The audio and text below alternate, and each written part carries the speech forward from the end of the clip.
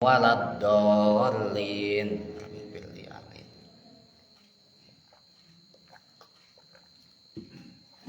Bismillahirrahmanirrahim. Sakedap deui Idul Kurban atanapi Idul Adha pamugi urang sadayana dipaparinan yuswa dugi kana Idul Adha. Amin ya Allah ya rabbal alamin.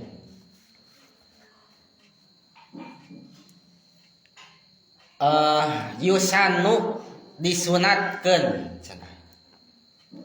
mutaakidan barina anu keukeuh sunat muakad. Upami bade isim maf'ul mutaakadan mangga mutaakidan mangga. Mutaakidan barina anu keukeuh, mutaakadan barina anu dikeukeuhkeun. Lihurin pikeun jalma anu merdeka qadirin anu mampu. Qadir teh anu mampu. Disunatkeun naon cenah? Tadhiyatun kurban. Hukumna kurban teh naon cenah? Sunat. Sunatna sunat muakad. Kacida pisan sunat muakad teh. Sunatna kacida ieu manaonana teh? Sunatna teh ngeun kanggo saha?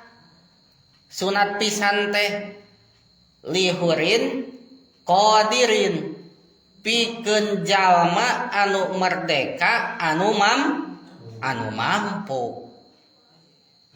Kauninga urang teh jalmi mampu tapi kalahkah henteu naon? Teu ngalaksanakeun tos puguh mampu kalahkah teu naon? Teu kurban, maka hukumna teh makruh cenah.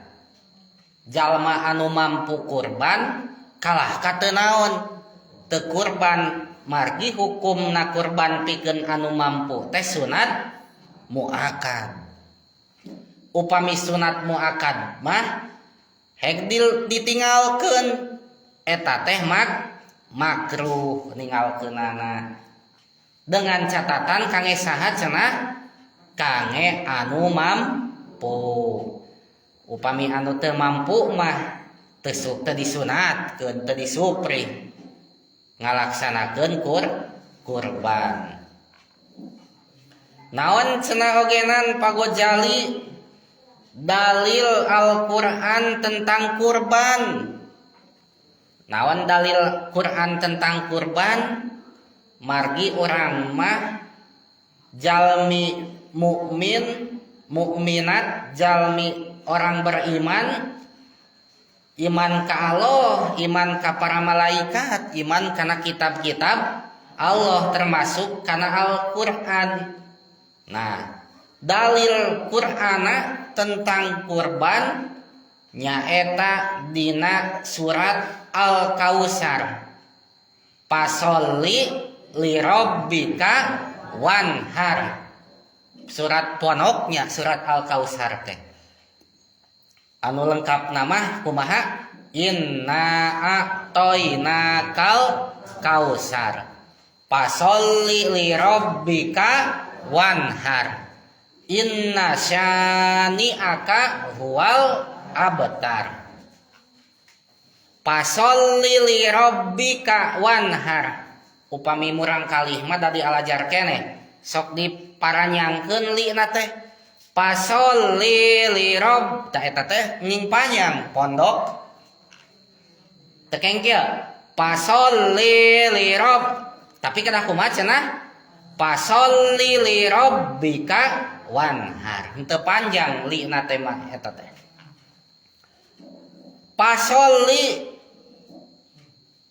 maka kudu salat anjeun lirabbika karana pangeran anjeun wanhar jeung kudu mencit anjeun. Tah ieu ayat teh pasolina kudu salat teh sama dengan kudu salat Idul Adha.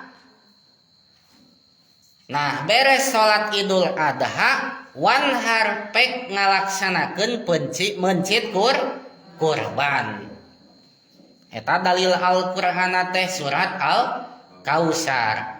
Upami ayat Al-Qur'an anu sanesna mah wal budna ja'alnaha lakum misa'airillah. Anu hartosna wal budna ja'alnaha lakum misa'airillah. Jeung kana pirang-pirang onta saur Allah kami geus ngajadikeun onta pikeun aranjeun sebagai tanda-tanda agama Allah. Ti siar agama Allah onta teh tegasna ieu onta teh adalah salah sawios hewan anu tiasa atanapi cukup diangge kurban. Eta dalil Al-Qur'ana. Dalil hadisna tentang sunat kurban nyaeta dawuhan Nabi Muhammad sallallahu alaihi wasallam. Janten ibu-ibu bapak-bapak teh ngalaksanakeun kurban teh bilih bade kurban engke abdi mah kitu berdasarkan Qur'ana ieu berdasarkan hadisna ieu ngarah kurban teh mantap pahalana. Mana hadisna dawuhan Nabi ma amila ibnu adama yauman nahri min amalin ahabbu ilallahi ta'ala min iraqatid dami. Nu hartosna teu pati-pati beramal anak Adam teh manusia dina poean lebaran kurban anu paling dipikaceun ku Allah kecuali ngocorkeun getih kurban. Nah, amal anu paling dipikaceun ku saha? Ku Gusti Allah dina hari raya Idul Adha adalah amal naon cenah? Ngocorkeun getih kurban mencit kurban ta eta amal anu paling dipikaceun ku Allah di iraha dina hari raya Idul Adha mah eta mencit kurban. Anu kaduga mah teras wa innaha lata'ti yaumal kiamati bikuruniha wa adlapiha. Tah engke wa innaha lata'ti yaumal kiamah saestuna eta kurban bakal datang dina poe kiamah kalawan tanduk-tandukna jeung kuku-kukuna. Intina mah engke dina poe kiamah bakal kenging ganjaran we pikeun saha? Pikeun jalma anu ngalaksanakeun kurban. Da urang mah percaya jeung yakin jeung iman kana poe kiamah benten jeung batur. Ari batur mah cenah cek si itu mah geus maot mah maot teh moal aya nanaon. Ai urang mah henteu teu kitu kan. Tos maot teh justru dina di alam barzah teh aya siksa kubur, aya fitnah kubur, aya nikmat kubur. Engke beres di alam barzah datang poe kiamah dibere dihisab amal-amalan jeung sajabahna. Wa inna dama la yaqa'u minallahi bimakanin qabla ayyaqa'a 'alal ard fatayyibu biha nafsa. Tah cenah saur dina ieu hadis samemeh getih kurban dugi kecretanana kana taneuh eta teh saur Allah mah tos dugi eta teh samemeh dugi kana taneuh teh saur Allah mah tos dugi kana hiji tempat anu dirahasiakeun ku Allah duka tempat naon bakating ku ageung ganjaranana ngalaksanakeun kurban. Intina mah kieu kececet si hewan kurban dinaon dipencit getihna kan bakal naon ngeclak ngacret kana taneuhnya tas samemeh ngacret kana taneuh teh tos aya ganjaran nuku Allah dipasihkeun pikeun jalmi anu ngalaksanakeun kurban. Kabita ibu-ibu bapak-bapak, tah pamugi urang sadayana sing tiasa ngalaksanakeun ibadah kurban, sing mampu dimampukeun ku Allah, amin ya Allah ya rabbal alamin. Patoyibu biha nafsan, sing kudu ngaluskeun aranjeun kabeh kana eta sing alus hate ku ngalaksanakeun kurban teh. Janten sing naon cenah saur Nabi, sing alus hate ku ngalaksanakeun kurban. Masing dina naon oge dari hate mah kudu naon, kudu alus ngan kulantaran keur ngajelaskeun kurban. Khusus dina kurban ogen sing sae manah, sing ikhlas ngalaksanakeun kurban teh. Ulah hayang kapuji ku batur, ulah hayang katara usaha ku batur, wah kaduga kurban cek batur teh euy urang teh tah ulah karena kitu. Engke lamun kitu mah awon naonana hatena, awon hatena teu diantawis nama teu ikhlas, atuh matak naon ngalebur kana pahala kurban. Matak sing sae manah, sing sae niat dina padamelana naon ogen, sanes dina kurban hungkul, dina ngaos, dina macul, dina dagang, dina segala rupi sing sae naonana niatna.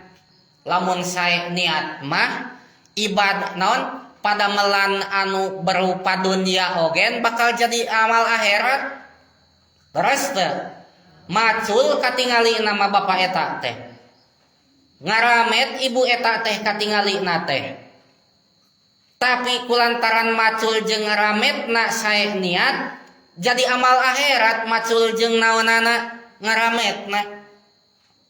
Terus teh ibu-ibu bapak-bapak, sabalikna upami amal bentukna amal akhirat kulantaran awon niat, maka eta amal anu bentukna amal akhirat teh ari awon niat mah moal aya engke teh ganjaranana teh di akhirat teh.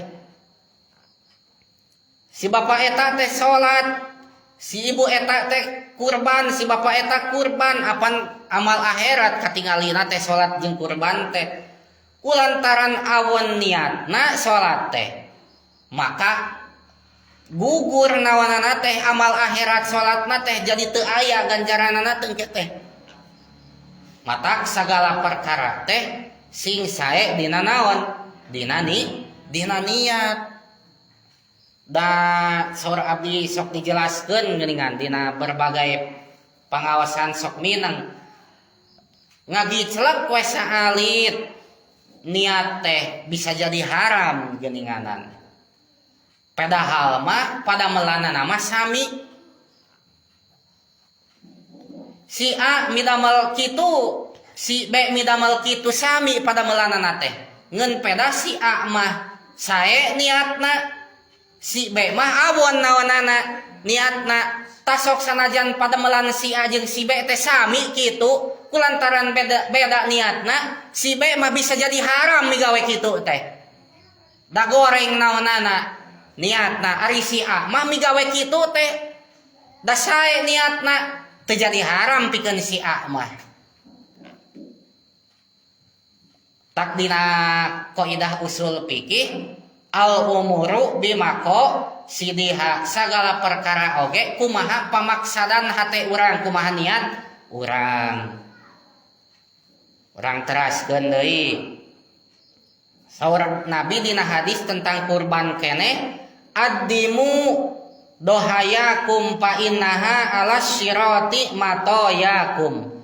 Nu hartosna kudu ngagedekeun aranjeun kabeh kana hewan kurban aranjeun. Jadi sae nama hewan kurban teh anu lintuh nu sae, anu naon cenah, anu lintuh nu sehat nu sae we. tekenging kurban seperti iya, seperti Qabil putra Nabi Adam. Kan Qabil teh adi lanceuk jeung saha? Jeung Habil. Ari Habil mah kurban teh dipiwarang ku Allah melalui bapakna Nabi Adam. Ku barang anu pang sae-saena ari Qabil mah kurban teh da teu ikhlas teh ya kurbana, lain karena Allah kurbana teh. Jadi aral kurbana teh ku perkara anu goreng, ku perkara neangan anu buruk. Loba lain ku hewan kurbana ti kapungkur. Tata kenging kitu. Sae nama kurban teh ku hewan anu lintuh, anu sae, anu jagjag gitu. Fa innaha ala sirati matoyakum. Sabab eta hewan kurban engke dina nalika mentas sirat bakal jadi kendaraan aranjeun cenah. Kan urang teh dina akidah naon? Dina akidah sam'iyah wajib ditekadkeun ayana sirat cenah. Ayana naon cenah? Sirat, sirat teh jembatan. Sakabeh manusia engke sabada yaumil kiamah, sabada dihisab bakal mentas sirat, jembatan sirat teh. Anu mana eta sirat teh handapeunana teh neraka jahanam. Jalma anu salamet, jalma anu bagja bakal salamet mentas eta naon? Sirat. Dugi ka mana? Ka sawarga.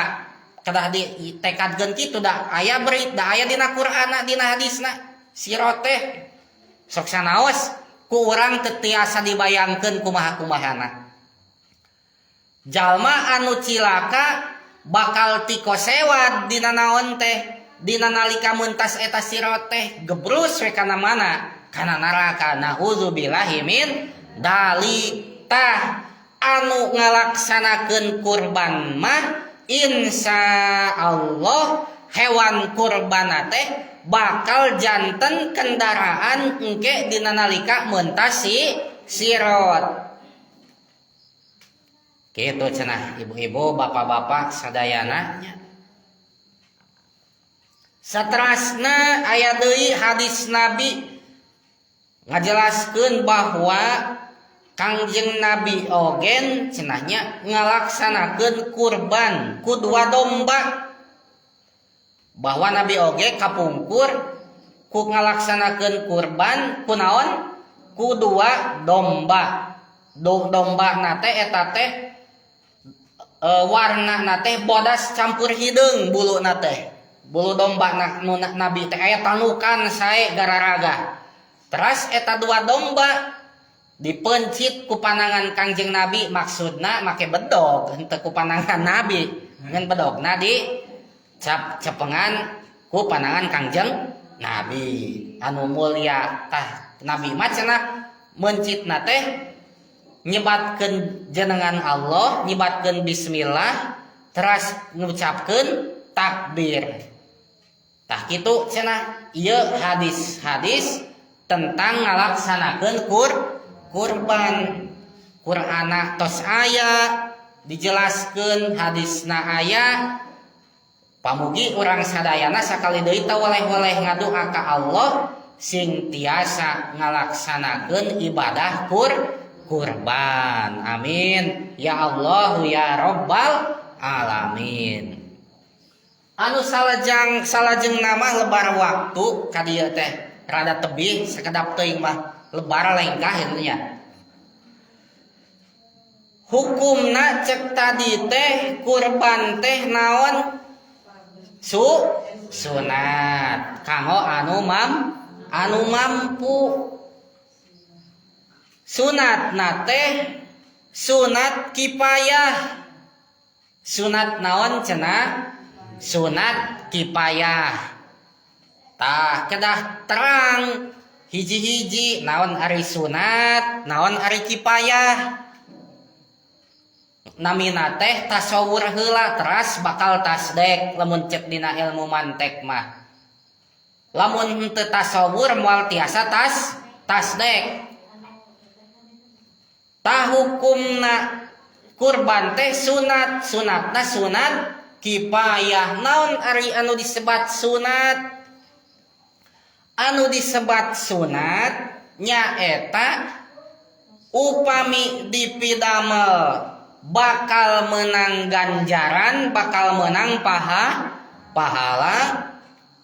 Upami teu dipidamel maka moal matak menang siksaan. Atuh lamun aya jalma anu kaduga kurban, kalahkah henteu ngalaksanakeun naon? Kurban. Menang ganjaran kurban moal da teu migawe naon, teu migawe kurban, tapi bakal disiksa moal. Da hukumna sunat benten sinareng wajib. Ari wajib mah dipidamel bakal menang ganjaran, ngeun lamun teu dipidamel wayahna bakal menang siksaan. Upami saur dina usul fikih mah wajib teh adalah tolabul fi'li jazim. Naon cenah? Tolabul fi'li jazim. Dituntut kedah dipidamel kalawan misti. Upami sunat mah cek usul fikih mah tolabul fi'li goer jazim. Dituntut kudu dipidamel ngeun teu misti. Lamun cek bahasa beh dieu nama wajib mah adalah perintah anu keras, kudu lamun henteu teh doraka. Lamun sunat mah mun cek bahasa urang mah perintah anu lemah anu lembut. Lamun teu dipidamel teh moal matak menang siksaan. Eta hukumna kurban teh sunat. Sunatna sunat kifayah. Ari kifayah teh hartosna teh kifayah teh mencukupi. Naon kifayah teh? Mencukupi sapertos dina fardu. Fardu ogen aya fardu ain, aya fardu kifayah. Sami dina sunat ogen aya sunat ain, aya sunat kifayah. Naon bentena sunat ain jeung sunat kifayah? Ari sunat ain mah sunat eta padamelan teh ngeun tidak bisa mencukupi orang lain. Sunatna teh ka masing-masing. Seperti naon? Salat sunat taraweh, seperti salat sunat witir. Ari salat witir hukumna sunat, tapi ain sunatna teh kumaha?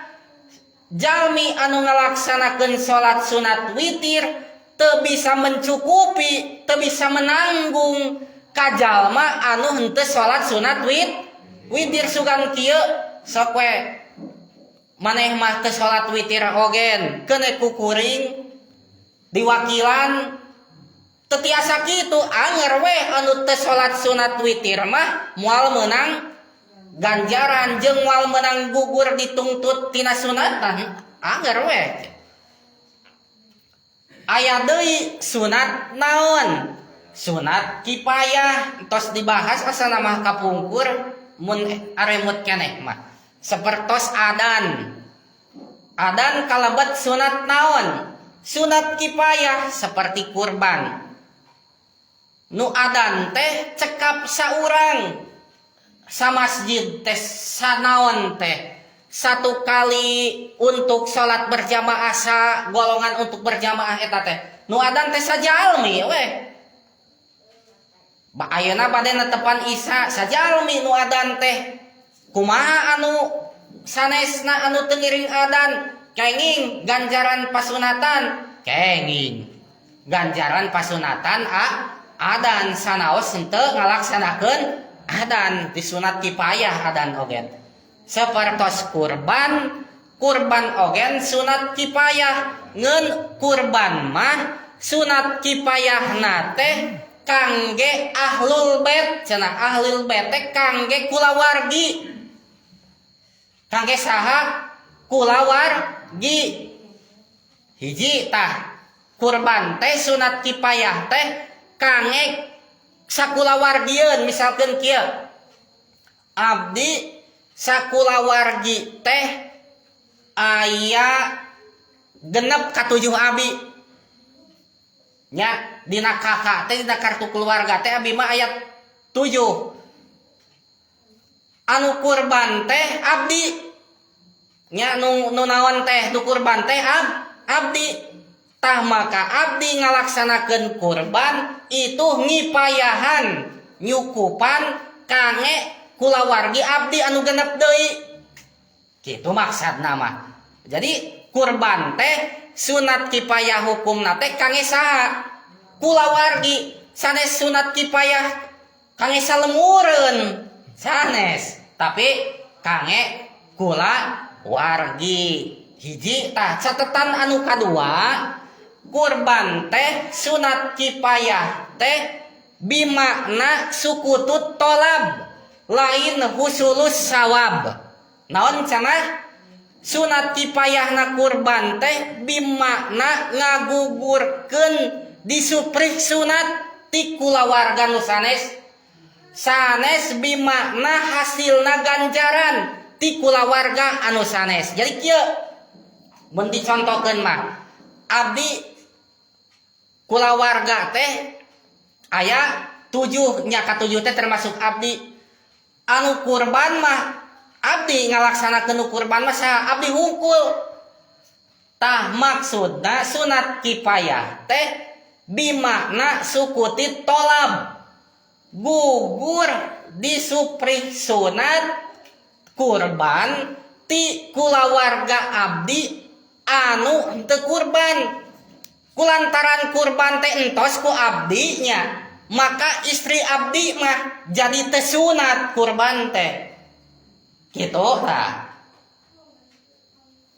ari ganjaranana keur saha ganjaranana mah keukeuh kanggo abdi we eta teh anu ngalaksanakeun kurban da istri abdi mah teu kurban maka ganjaranana teu aya kanggo istri abdi mah mung anu naon anu gugur teh istri abdi jadi teu naon teu sunat kurban ku pedah ku abdi kakipayahan kacukupi da abdi anu naon ngalaksanakeun kurban pedah we istri abdi teh ahli bait abdi kitu kulawarga abdi tah kitu. Jadi kurban teh sunat kipayah ngeun sunat kipayahna teh kanggo saha kangge kulawarga sunat kipayahna dina naon dina ngipayahan nyukupkeun ngagugurkeun pasunatan ti kulawargi urang anu henteu